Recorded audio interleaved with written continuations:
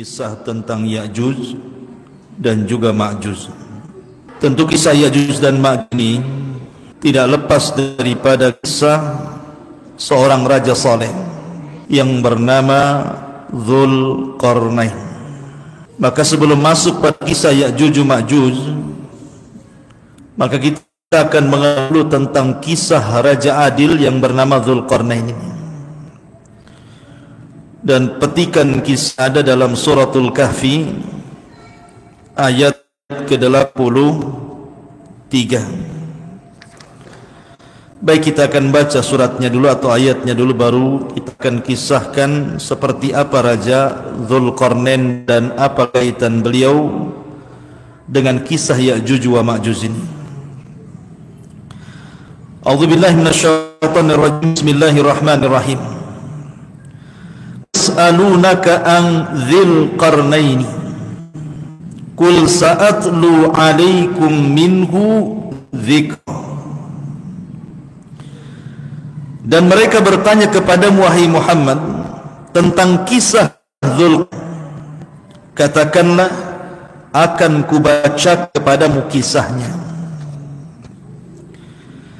Inna makkanna lahu fil ardi atainahu min kulli syai'in sababa. Sesungguhnya kami telah memberi kedudukan kepada Dzulqarnain di muka bumi, dan kami telah berikan kepada Dzulqarnain jalan kepadanya untuk mencapai segala sesuatu. Fa'atba sababa, maka dia pun menempuh jalan-jalan tersebut. Hatta idza balagha maghribasy syamsi wajadaha taghrubu fi ainin hamiatin wa wajada indaha qauman qul ya dzal qarnain imma an tu'adzib wa imma an tattakhidha fihim husna. Hingga ketika Dzulqarnain telah sampai di tempat matahari terbenamnya, artinya arah barat, dia melihat matahari itu terbenam di dalam lautan yang berlumpur hitam, dan di sanalah ditemukannya sebuah kaum yang tidak memiliki agama. Kami berfirman, wahai Dzulqarnain, engkau boleh menghukum mereka atau berbuat baik kepada mereka. Qala amma man zalam fasawfa nu'adzibuhu thumma yuraddu ila rabbih fayu'adzibuhu adzaban nukra. Maka barang siapa yang berbuat zalim, artinya kesyirikan, kami akan mengazabnya, lalu dia tidak akan dikembalikan kepada Tuhannya, kemudian Tuhan mengazabnya dengan azab yang sangat keras. Wa amma man amana wa amila salihan falahu jazaa'al husna wa sanaqulu lahu min amrina yusra. Adapun orang-orang yang beriman dan yang mengerjakan kebaikan, maka dia mendapatkan pahala terbaik sebagai balasan, dan akan kami sampaikan kepadanya perintah kami yang mudah-mudah untuknya. Thumma atba'a sababa, kemudian dia pun menempuh jalan yang lainnya. Hatta idza balagha matli'a asy-syamsi wajadaha tatlu'u ala qaumin lam naj'al lahum min dunihi sitra. Hingga ketika dia sampai di tempat terbit matahari, didapatinya matahari bersinar di sebuah kaum yang tidak kami buatkan sebuah perlindungan bagi mereka dari cahaya matahari. Kadzalika wa qad ahatna bima ladaihi khubra. Demikianlah, dan sesungguhnya kami mengetahui segala sesuatu yang ada padanya, maksudnya Dzulqarnain. Thumma atba'a sababa, kemudian Dzulqarnain menempuh jalan yang lain. Hatta idza balagha baina saddaini wajada min dunihima qauman la yakaduna yafqahuna qawlan. Hingga ketika dia sampai di antara dua gunung, didapatinya di belakang kedua gunung itu sebuah kaum yang hampir tidak dipahami cara bicaranya.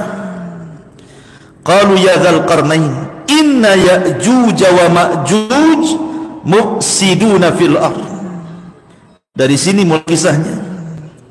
Mereka berkata, wahai Dzulqarnain, sesungguhnya Ya'juj wa Ma'juj adalah makhluk yang merusak bumi. Fahal naj'alu laka kharjan ala an taj'al bainana wa bainakum saddah. Kemudian mereka mengatakan, maka wahai Dzulqarnain, bolehkah kami membayarmu imbalan agar engkau membuatkan benteng penghalang antara kami dan mereka Ya'juj wa Ma'juj? Qala ma makkani fihi rabbi khairun fa'inuni bi quwwatin aj'al baina wa bainakum radma. Yang telah dianugerahkan Tuhanku kepadaku jauh lebih baik dibandingkan imbalan kalian, maka bantulah aku dengan kekuatan agar dapat membuatkan dinding penghalang antara kamu dengan mereka. Atuni zuburul hadid hatta idza sawa baina sadafaini qala anfuhu hatta idza ja'alahu naran qala atuni ufrid alaihi qitra. Berilah aku potongan-potongan besi hingga ketika potongan besi itu telah terpasang dan sama rata dengan kedua puncak bukit itu, Dzulqarnain berkata, tiup api padanya. Ketika besi-besi itu sudah mencerah seperti api, dia pun berkata, berilah aku tembaga yang mendidih, akan kutuangkan di atasnya besi panas itu. Famastatau an yadharuhu wa mastatlahu naqbah. Maka mereka Ya'juj wa Ma'juj tidak dapat mendakinya dan tidak dapat pula melubanginya. Qala hadza rahmatun min rabbi fa idza jaa wa'du rabbi ja'alahu dakka wa kana wa'du rabbi haqqan. Sampai di sini kisah Dzulqarnain. Dzulqarnain berkata, dinding itu adalah rahmat dari Allah. Maka apabila apabila janji Tuhanku sudah datang, maksudnya mendekati kiamat, dia akan menghancurkan benteng itu dan mengeluarkan Ya'juj dan janji Tuhanku itu sangat benar. Taib. Ma'asyiral muslimin yang dimuliakan Allah Subhanahu wa taala. Kisah Dzulqarnain ini adalah kisah yang menarik dan banyak dan syarat pelajaran. Sebelum saya mulai kisah Dzulqarnain, di mana Nabi sallallahu alaihi wasallam pernah diberikan soalan oleh orang-orang musyrik Arab. Kita tahu bahwa Madinah itu penuh dengan orang-orang Yahudi. Dan orang-orang musyrik Arab paham bahwa orang-orang Yahudi itu diberikan kitab kepada mereka dan pengetahuan tentang kenabian. Sementara orang-orang musyrik Arab itu, mereka tidak yakin dengan kenabian Rasul.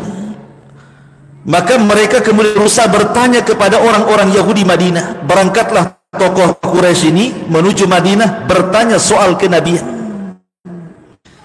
Apakah Nabi yang muncul di Mekah itu benar adanya ataukah dusta adanya? Maka para pembesar Yahudi itu kemudian ada yang mengatakan bahwa akhbarul pembesar-pembesar Yahudi di Yathrib mengajarkan kepada musyrik Arab itu 3 soalan. Mereka mengatakan, saluhum an Muhammadin wasifu lahum sifatahu wa akhbiruhum biqaulihi fa innahum ahlul kitabil awwal. Kata pembesar orang-orang musyrik itu, coba tanya mereka kepada mereka orang-orang Yahudi tentang Muhammad. Kemudian sifatkan kepada mereka si Muhammad ini seperti ini. Kemudian habarkan kepada mereka tentang perkataan-perkataan Muhammad kepada kita, kepada mereka, karena mereka ahlu kitab itu, mereka mesti ada kepahaman soal ini.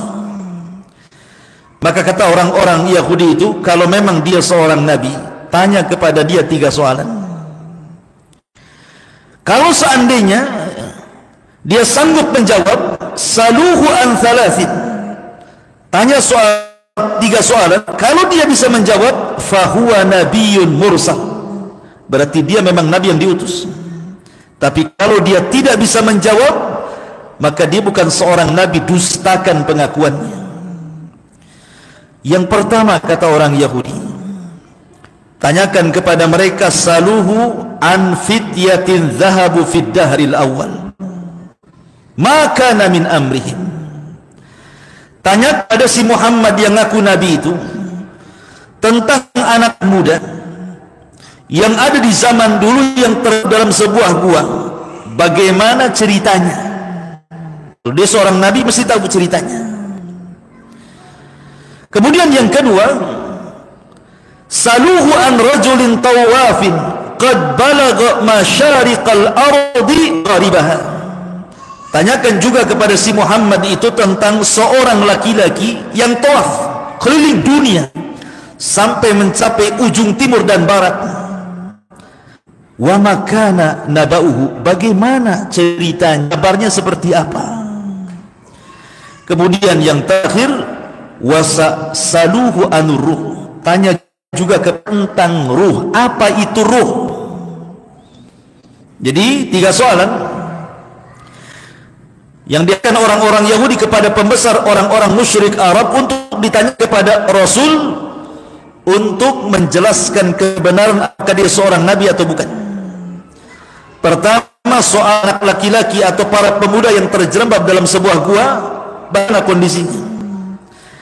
Kemudian yang kedua, tentang seorang laki-laki yang keliling dunia tawaf sampai ke ujung timur dan barat, bagaimana kabarnya. Kemudian tentang ruh, apa itu ruh. Maka berangkatlah orang-orang kembali ke Mekah, kemudian berjumpa dengan Nabi SAW. Kemudian mereka berjanji, kalau Nabi SAW bisa menjawab 3 soalan itu, maka mereka akan beriman. Karena dia memang Nabiun Mursal, Nabi yang diutus. Tapi kalau seandainya dia tidak bisa, berarti kau ini hanya seorang pendusta belaka. Kemudian Nabi SAW dengan senangnya akhirnya lupa mengucapkan kalimat in Allah. Dia mengatakan, besok saya akan jawab. Setelah kemudian diberikan soalan-soalan tersebut, Rasul langsung mengatakan saking bahagianya mereka kalau seandainya mendapatkan jawaban itu mereka akan beriman, dan Rasul yakin tahu bahwa Jibril akan datang nanti memberikan jawabannya, lupa pula mengucapkan insyaallah. Rupanya keesokan hari Jibril tidak turun. Tentu Nabi tidak mungkin menjawab dengan asal-asalan, pasti akan ketahuan kesalahannya. Hari kedua Jibril tidak turun, hari ketiga tidak turun, seminggu lewat tidak turun, hari ke-10 tidak turun, hari ke-11, 12, sampai kemudian pertengahan bulan Jibril pun tidak turun. Mulailah orang-orang membicarakan tentang kedustaan Nabi ini, karena Rasul sudah janji besok jawabannya kan gitu, lupa mengucapkan insyaallah. Sementara Jibril tidak turun-turun dan tidak mungkin pandai-pandai menjawab. Karena bagaimanapun Nabi SAW la yantiqu anil hawa in huwa illa wahyun yuha, tak mungkin dengan hawa nafsunya, pasti dia bicara dengan wahyu. Ketika kemudian mulailah orang-orang Arab berbicara dengan kasar kepada Nabi SAW, dan Nabi SAW mulai sempit dadanya. Qad na'lamu annaka yadhiku sadruka bima yaqulun, sampai katakan, dan kami tahu bagaimana sempitnya dadamu wahai Muhammad, tapi mereka katakan kepadamu. Ketika hampir mendekati bulan, maka turun memberitahu jawabannya dengan menurunkan suratul Kahfi. Adapun anak-anak muda yang terjerembab dalam sebuah bala Ashabul Kahfi, kemudian dibacakan ayat tentang masalah kisah Ashabul Kahfi dalam suratul Kahfi. Adapun laki-laki yang tawaf sampai ke ujung timur sampai ke barat, dialah Raja Adil Dzulqarnain yang nanti kita akan kisahkan. Adapun ruh, katakan ya Muhammad, qulir ruhu min amri rabbi. Urusan ruh itu urusan Allah, kita tidak tahu hakikatnya. Wa ma utitu minal ilmi illa qalila, karena kita tidak diberikan ilmu kecuali sedikit. Macam mana bisa menembus seperti bagaimana hakikatnya ruh? Katakan seperti itu. Jawaban ini dibenarkan orang-orang Yahudi.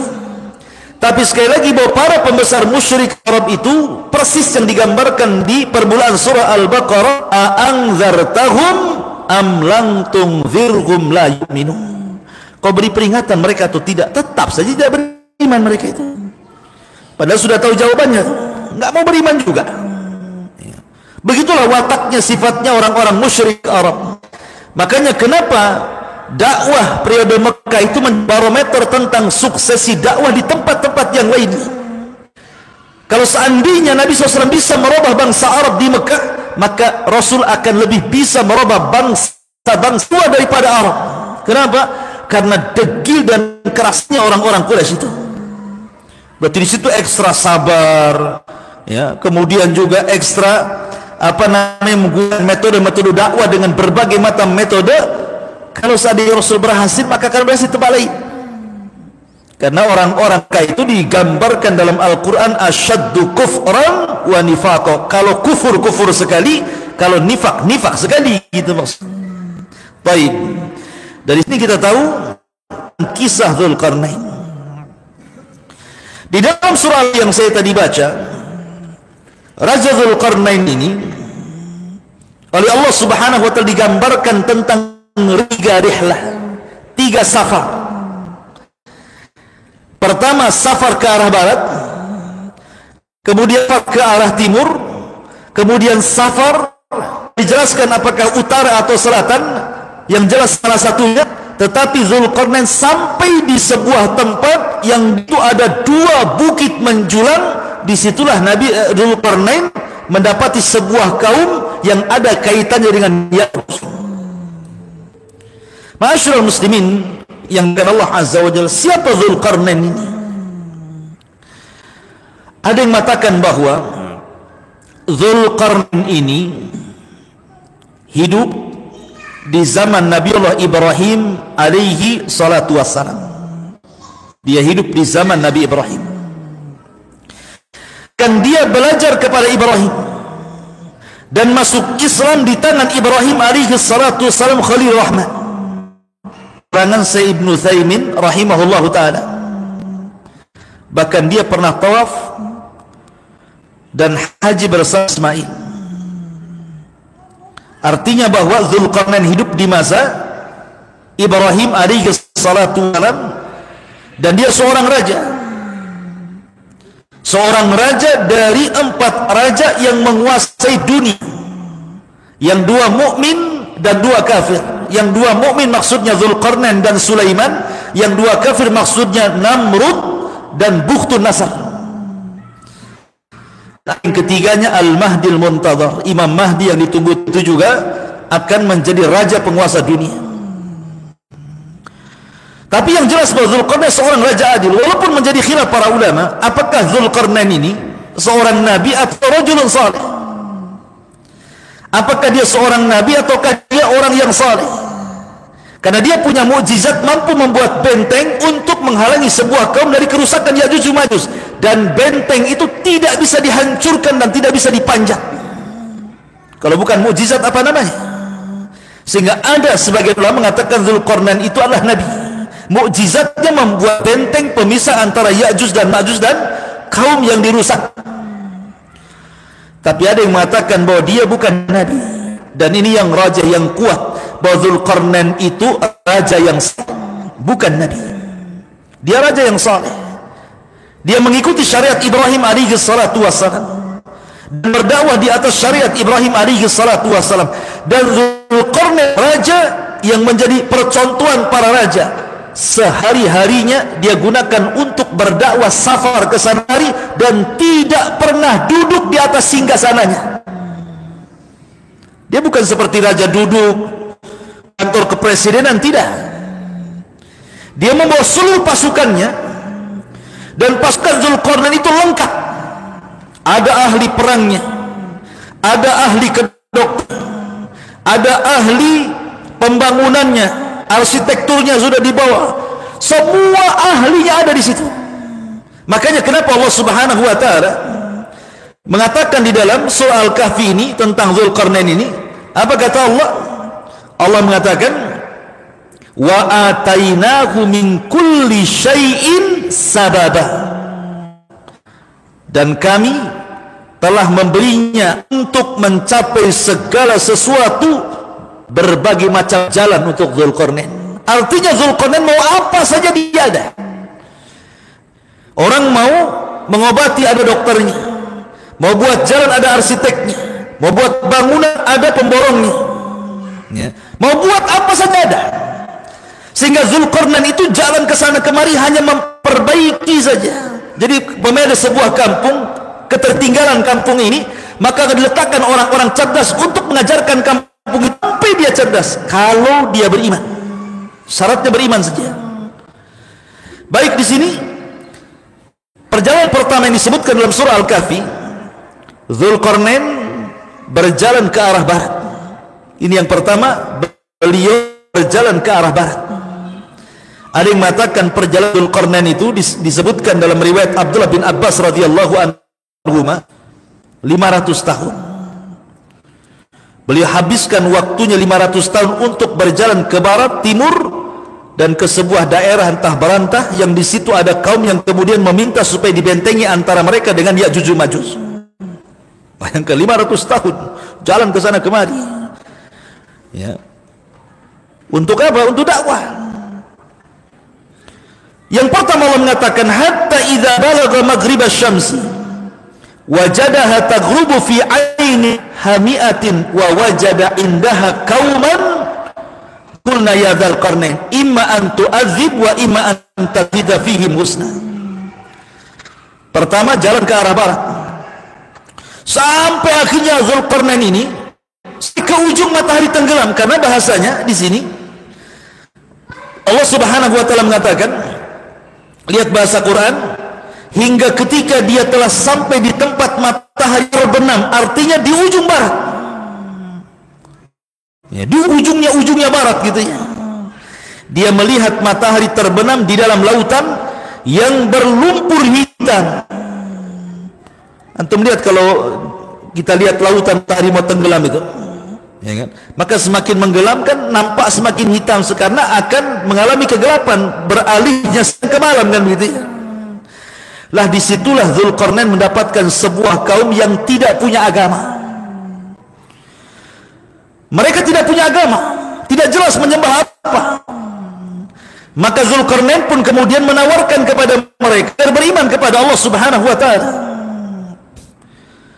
Dan ancaman kalau seandainya mereka tidak beriman, imma an tu'adzib, mereka akan dihukum, bahkan akan dibunuh, wa imma an tattakhidha fihim husna, tapi kalau mereka beriman maka Dzulqarnain akan memperbaiki kondisi mereka.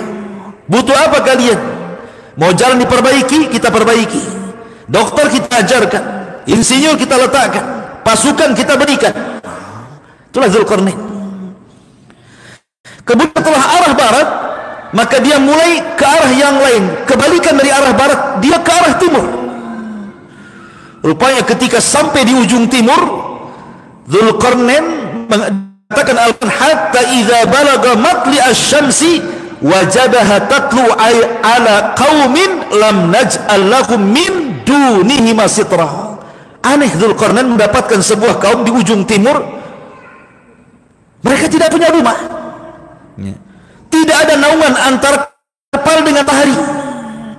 Bahkan dalam tafsir dikatakan sampai tidak berbau, primitif ya.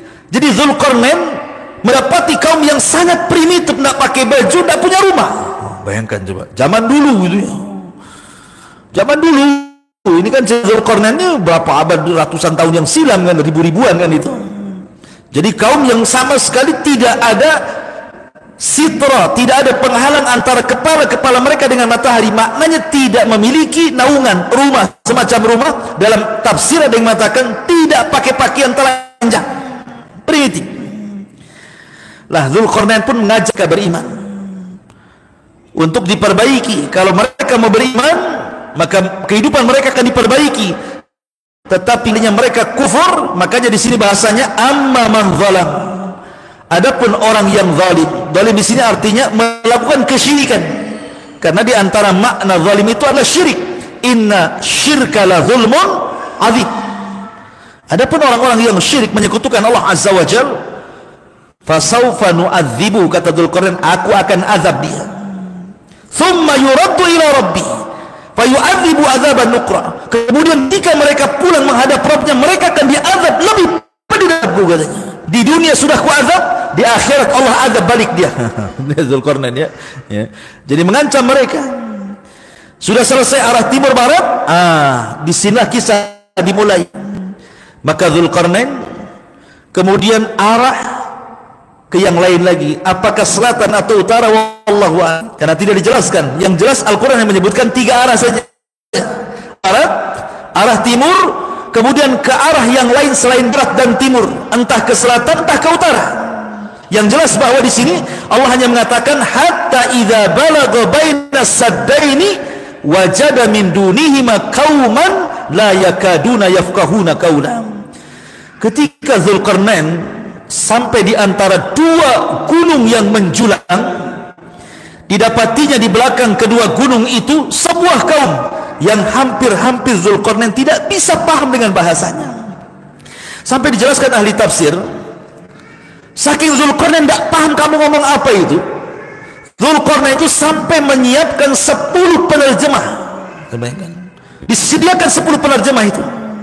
Maksudnya 10 penerjemah itu dari satu bahasa diterjemahkan ke bahasa kedua diterjemahkan ke bahasa ketiga diterjemahkan ke bahasa keempat, kelima, keenam, ketujuh, kedelapan, kesembilan, sampai ke bahasa ke-10 baru paham Dzulqarnain. Oh, maunya kalian ini gitu loh. Jadi seandainya kita kiaskan di negeri kita, jadi terjemahkan dulu ke bahasa Madura, nanti dari Madura ke bahasa Padang, dari Padang ke bahasa Sunda, dari Sunda ke bahasa Melayu, dari Melayu ke bahasa Alor, dari Alor ke bahasa Flores, sampai akhirnya ke bahasa Melayu. Oh iya, saya paham. Sudah 10 bahasa itu baru paham Dzulqarnain. Apa maksudnya? Maksudnya adalah qalu, mereka mengatakan, ya Dzulqarnaini, inna Ya'juj wa Ma'juj mufsiduna fil ardh, fahal naj'alu laka kharjan ala an naj'al bainana wa bainahum sadda. Wahai Raja Dzulqarnain, sesungguhnya kami ini kaum yang tertindas. Ada sebuah kaum perusak yang selalu datang merusak kami, namanya Ya'juj Ma'juj. Kabilah Ya'juj dan kabilah Ma'juj selalu datang menyerang kami, membunuh kami, mengambil tanaman kami. Mereka perusak bumi.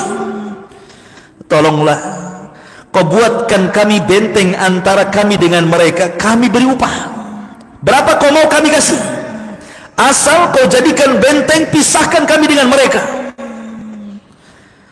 Tetapi Dzulqarnain mengatakan, qala ma makkaniya fihi rabbi khairun fa'iwa. Dzulqarnain orang kaya, dunia sudah ada di genggamannya, tidak perlu upah dia.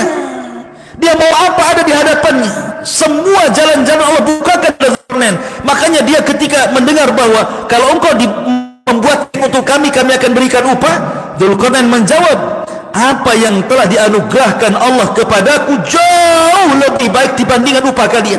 Sudah gini saja, kita kerja bakti saja, berikan kekuatan kalian, artinya tenaga-tenaga kalian, bantu saya, kata Dzulqarnain. Maka Dzulqarnain akhirnya meminta kepada mereka besi-besi untuk ditancap di antara 2 bukit itu. Ditancap gitu ya, ditancap-tancap gitu ya, sampai akhirnya berjumpalah besi antara gunung ke gunung itu.